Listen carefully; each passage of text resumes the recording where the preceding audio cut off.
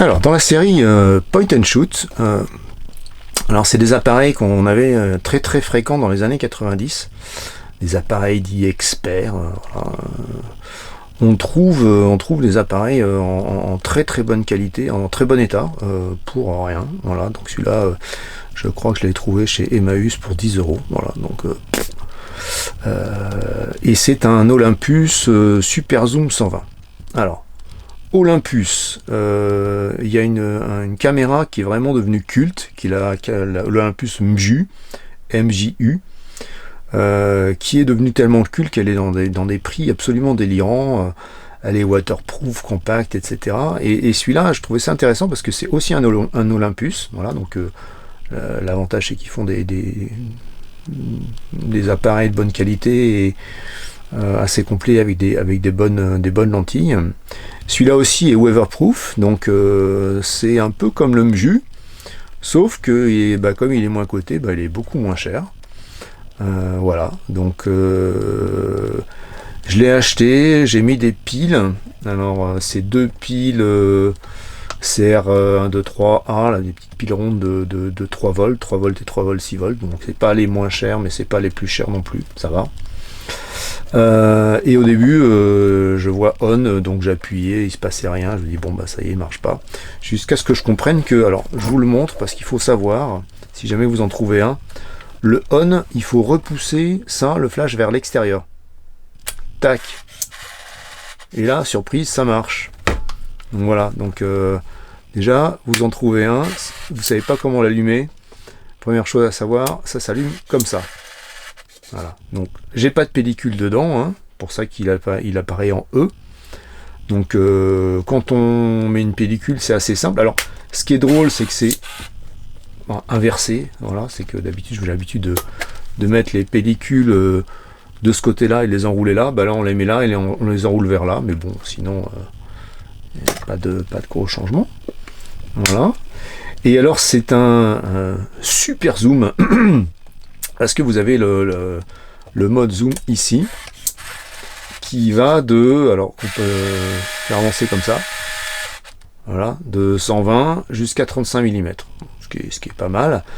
Et quand on regarde dedans, là il y a le parallaxe qui est conservé, donc on a les informations dans le viseur, même si c'est pas un réflexe et que on voit pas au travers du viseur, c'est pas mal fait parce qu'on a presque l'impression, enfin en tout cas, pour le cadrage, c'est pas trop mal fait. Voilà. Alors après, il y a quelques modes. Déjà, ce qui est pas mal, je trouve, sur ce type d'appareil, c'est le fait de pouvoir agir sur le flash. Parce que beaucoup d'appareils ont un mode flash complètement automatique et c'est un peu pénible. Alors que là, il y a effectivement ce flash automatique par défaut. Vous appuyez une fois, vous avez le mode Auto S qui est pour le spécial enlever les yeux rouges. Alors ça envoie une succession de petits flashs avant de faire le flash, c'est censé réduire les yeux rouges, bon ça marche pas trop mal.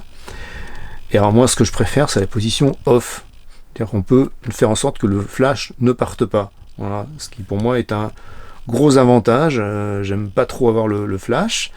Et à contrario, vous avez aussi, je veux que le flash parte tout le temps, le fill-in, et ça c'est très pratique. Parce que vous êtes en train de photographier quelqu'un dehors, il a un peu d'ombre sur le visage, vous allez mettre un coup de flash pour faire que son visage ressorte, mais ça va pas tout cramer la photo. Donc le flash en extérieur, quand on est en plein jour, mais il y a un petit visage à l'ombre qu'on veut faire ressortir, le mode fill-in, très pratique.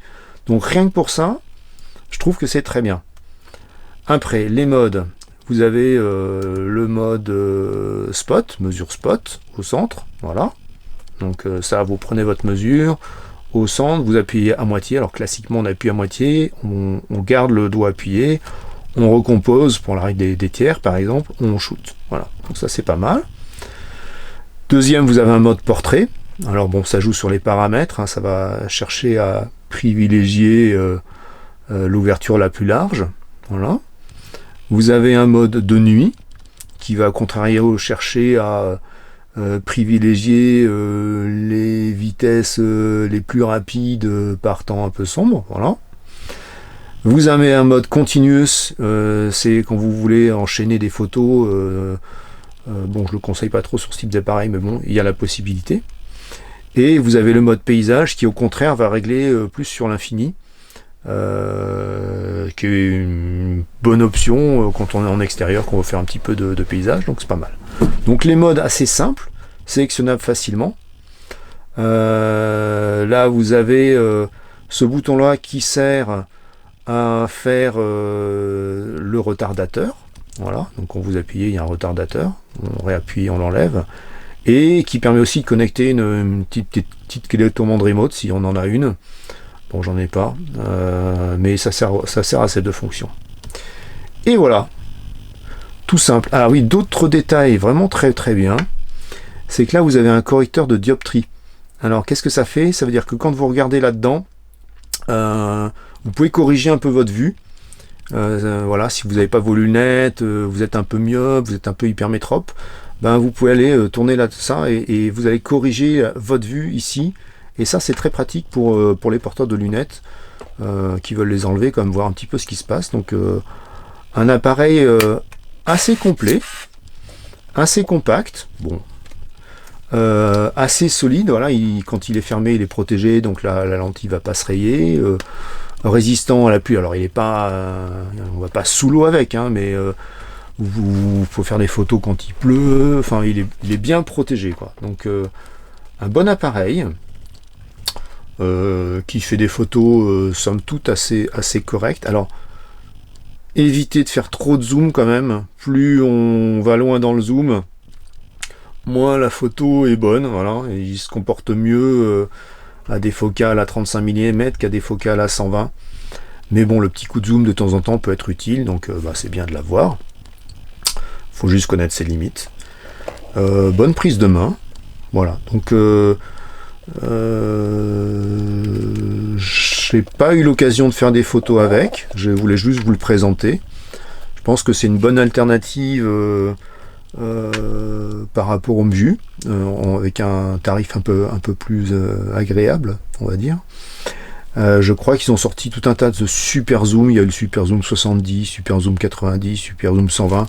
C'est juste l'objectif qui va changer. Voilà. Bon, je pense que c'est un petit appareil pour débuter. On va pas se prendre la tête. Vraiment du point and shoot, sympa. On va faire de la photographie film.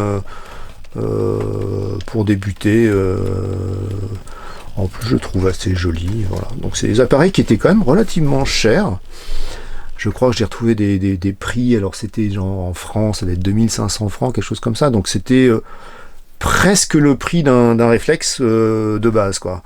Les réflexes étaient à peu près à 3000 francs, ça dans les 2000-2005 de mémoire.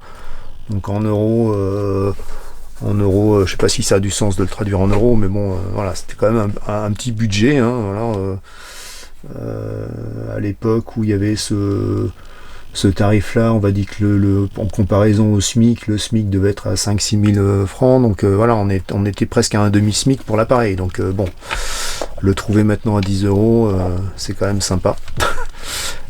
Donc voilà, si vous voulez vous faire plaisir et débuter la photographie de film, alors c'est des petits appareils qui peuvent être sympas à voir en soirée avec des amis, faire des photos de groupe, c'est sympa, faire qu'est-ce que c'est que ce truc. J'en avais prêté un à mon fils quand il est parti en voyage scolaire, tous ses copains regardaient avec des yeux ronds en disant mais qu'est-ce que tu fais avec ce truc, voilà, donc c'était assez sympa, voilà. Donc si vous voulez vous amuser, regardez dans les vides-greniers, regardez dans les brocantes, regardez sur le net, voilà. Olympus, Super Zoom 120, en plus je crois que c'est du multizone en autofocus, donc plutôt sympa comme appareil. Voilà, bye bye.